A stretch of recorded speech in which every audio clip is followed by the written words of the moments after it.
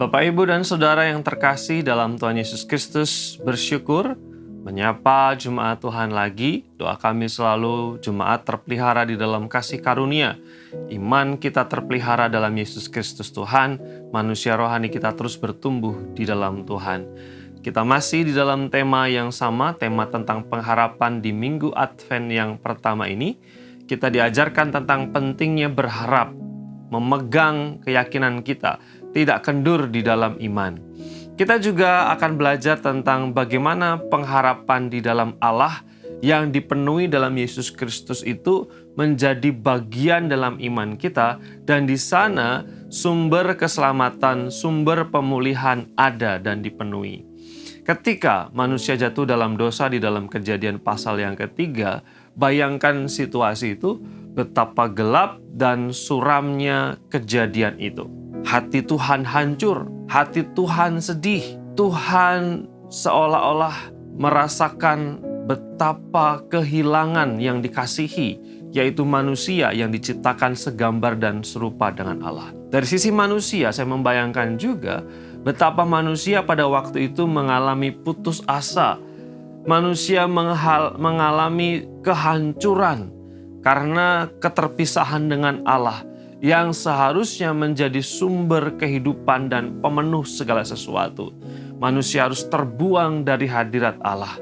Ini adalah sebuah kehancuran dan juga sebuah bencana, bukannya secara fisik tetapi juga secara spiritual. Dalam situasi dan keadaan itu, kalau kita membaca Kejadian pasal yang ketiga, khususnya di ayat yang ke-15, maka dalam keputusasaan, di dalam ketidakmampuan, di dalam ketidakberdayaan, di dalam kehilangan arah yang dihadapi oleh manusia, Tuhan memberikan janji pengharapan bahwa situasi itu akan terselesaikan dengan hadirnya seorang penebus, dengan hadirnya Yesus Kristus yang kita yakini sebagai pemenuhan janji dari Kejadian pasal 3 ayat 15 yang berkata, "Aku akan mengadakan permusuhan antara engkau dan perempuan ini," maksudnya antara si jahat, iblis, dan juga antara Hawa, "antara keturunanmu dan keturunannya," maksudnya di masa yang akan datang,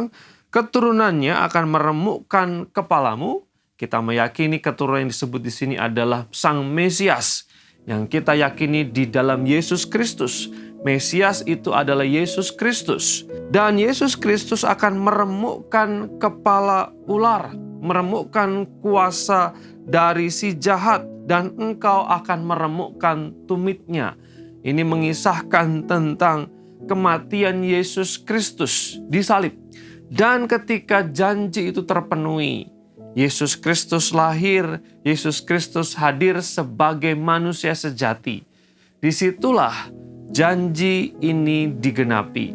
Ada secercah pengharapan bahwa keputusasaan nestapa yang dihadapi oleh manusia sejak manusia jatuh dalam dosa di Taman Eden di dalam Kejadian pasal yang ketiga menemukan secercah pengharapan bahwa akan ada harapan, akan ada kemenangan yang tergantung dan terpenuhi dalam kehadiran Yesus Kristus yang waktu itu lahir sebagai seorang manusia. Teks ini mengajarkan tentang di dalam Yesus Kristus ada pengharapan, di dalam Yesus Kristus ada pemenuhan janji yang disampaikan ribuan tahun yang lalu, bahkan sejak ketika manusia jatuh di dalam dosa.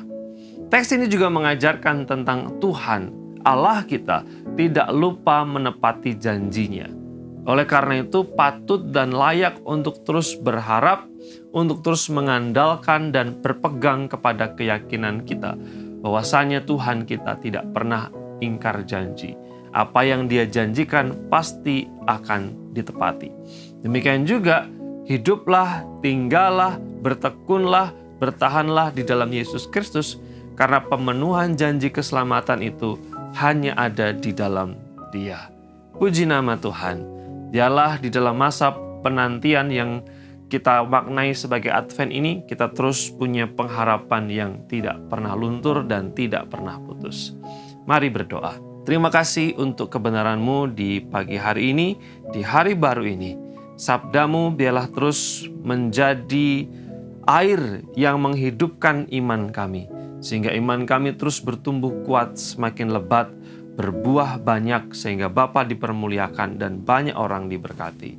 Terima kasih Tuhan, berkat-Mu atas setiap jemaat Tuhan dimanapun mereka berada, dalam kondisi dan keadaan serta pergumulan apapun. Dalam berkat nama Tuhan Yesus Kristus, kami membawa syukur dan doa kami. Amin.